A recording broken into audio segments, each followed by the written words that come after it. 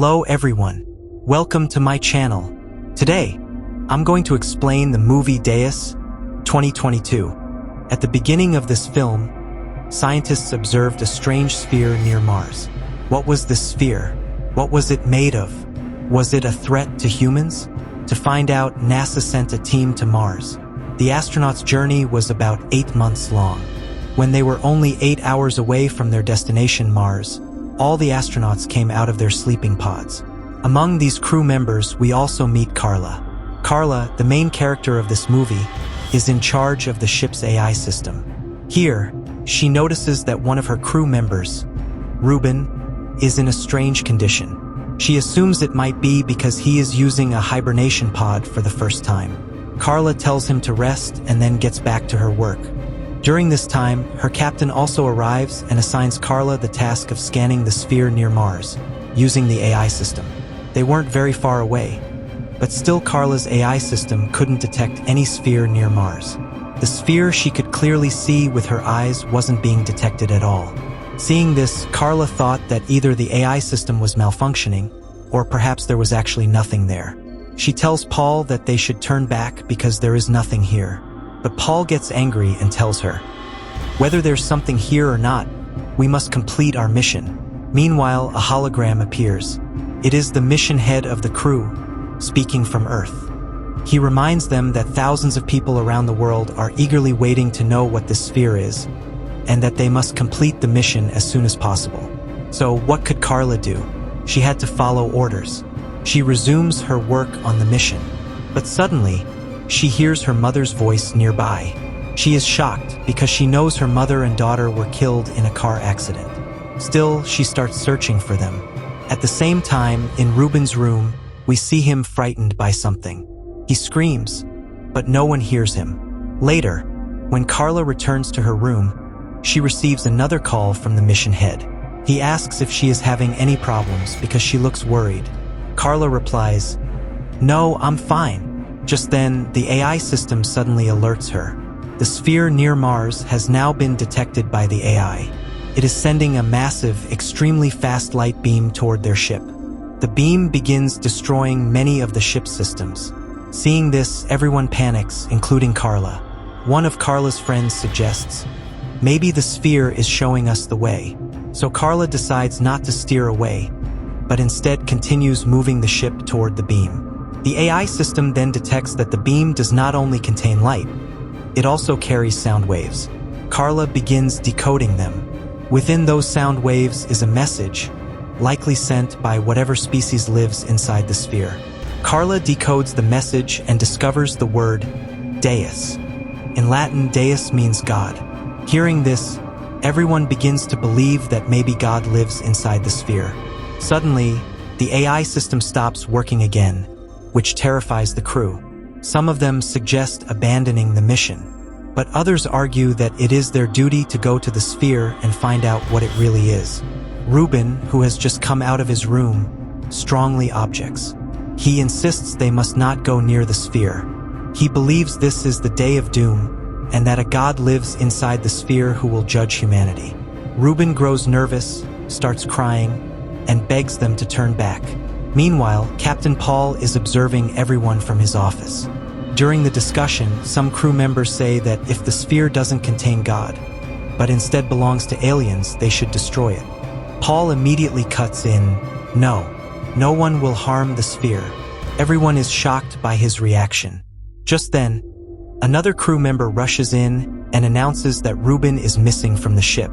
They begin searching and eventually find him hiding between containers, clutching his 8K diet packs as if performing some kind of ritual. His hands are covered with religious symbols. He is suffering, whispering prayers, and when the others approach, he starts screaming, "Don't take the ship to the sphere.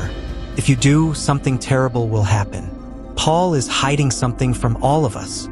At that very moment, Paul appears from behind. Without warning, he pulls out a gun and shoots Ruben dead in front of everyone.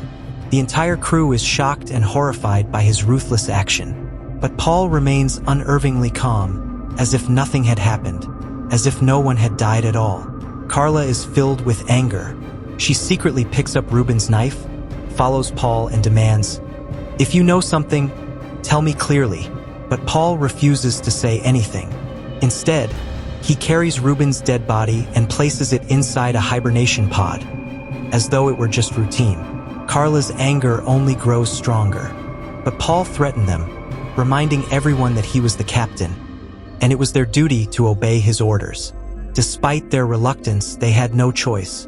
They boarded a small ship which could easily take them to the sphere. When they reached close to it, Carla noticed a strange structure on the surface, something she could not understand. Finally, their small ship landed on the sphere. As soon as it landed, a hologram of the mission leader appeared, bringing shocking news. He informed them that as soon as the sphere near Mars had appeared, many similar spheres had also begun appearing across the world. What were these spheres? Would they harm humanity? And how could they be destroyed? He urged the crew to quickly find the answers to these questions. Paul assigned Carla the duty of going outside to investigate. One crew member suggested that, along with her, a scientist and a volunteer should also go. Paul agreed, and now all three of them stepped out of the ship. It was pitch dark, so dark that nothing could be seen. Carla bent down and touched the surface. It felt like ordinary soil. She was about to say this when suddenly red lights appeared in front of her. As the lights rose into the air, the sphere itself came into view. A massive gate stood before them. As soon as Carla saw it, the gate began to open with a blinding light. The moment it opened, a strange voice was heard. Everyone was surprised. Even though they were wearing vacuum suits which should have blocked all sound, they could still hear it. The voice was so strong that Captain Paul, still inside the ship, could hear it too. He translated the voice and explained that the place was welcoming them. Soon, they saw the shadow of a woman who was sending them a telepathic message. Paul translated again, telling them that these were God's messages. Despite what humans had done to the earth, God wanted to give them another chance to live a good life. Those who entered through the gate would receive eternal peace, but those who remained behind in the world would continue to suffer its hardships. The message revealed that Carla had been chosen to enter through the door. She was the one meant to show the path to others. The shadowy woman also warned that those who refused to enter would be destroyed by the spheres, suffering painful deaths. Suddenly, the shadow transformed into Carla's mother. Her mother told her that someone was waiting for her inside. Carla understood immediately. If this was heaven, then her daughter must be inside. Carla stepped forward and crossed the gate of light.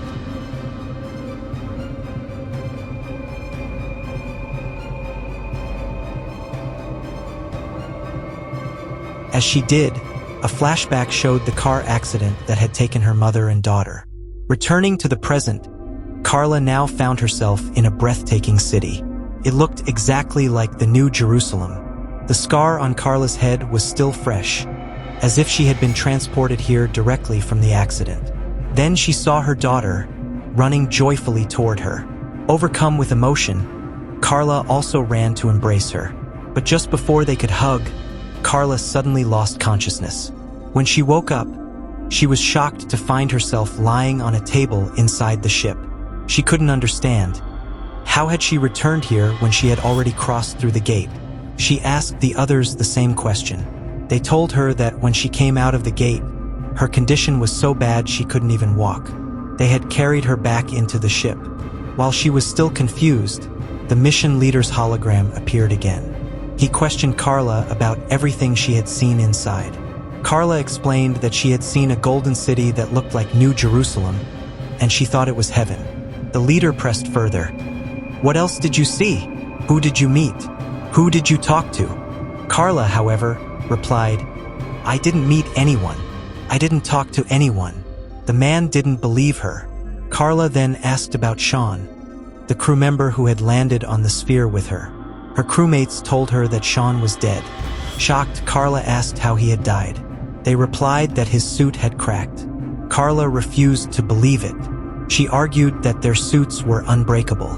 They then explained that Sean had failed to properly secure his gloves. But Carla grew furious. Sean was a veteran explorer who had done more space travel than anyone else. How could he have made such a mistake? One of the men calmly replied, "Carla, you should rest. He was human, he could have made an error. But you are alive and you need to take care of yourself. At this time, rest is the best thing for you. Carla reluctantly said, "Fine, then give me my suit. I want to go back to the sphere." But the man firmly told her, "That's not possible, Carla. We're already on our way back." Carla got up and started walking, and the man with her followed. When they reached a place with no cameras, Carla told him quietly, "I saw my family inside." She couldn't say this in front of everyone because she didn't trust Paul or the mission head. Meanwhile, in another room, Paul was shown suffering like a fish out of water, frustrated because he couldn't hear what they were talking about. So Paul called one of his friends into his room and asked, "What were you and Carla talking about? Did she say anything new?" The man denied it, saying, "No, Carla didn't say anything new." Hearing this, Paul grew angry and reminded him, "You know it's your duty to respect my orders." On the other hand, Carla still refused to believe that Sean was truly dead. To investigate, she took a knife and went to Sean's hibernation pod. When she opened it, she discovered that Sean had been killed by a gunshot. But why? There had to be a reason. To find out, she searched Paul's room, where she found a gun and several documents. Just as she began reading them, one of her companions entered. Knowing he would try to stop her, Carla pointed the gun at him. From the documents, Carla realized that the man she thought was an astronaut was actually a soldier. Shocked, she asked him, "Why are you here with us?" He admitted, "Yes, I am military, but I don't know anything about this matter." Carla then stormed to the main deck where Paul was. She pointed the gun at him. Seeing her like this, Paul grew uneasy and said, "You know this is rebellion.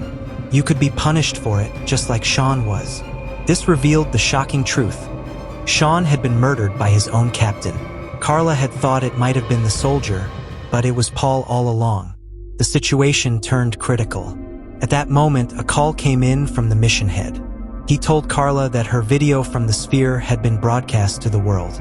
Seeing it, many scientists believed Carla had truly gone to heaven. The mission head even showed her a video of Earth, where countless people had begun heading to the nearest spheres, convinced they were gates to heaven. Carla was stunned. She couldn't understand what was happening.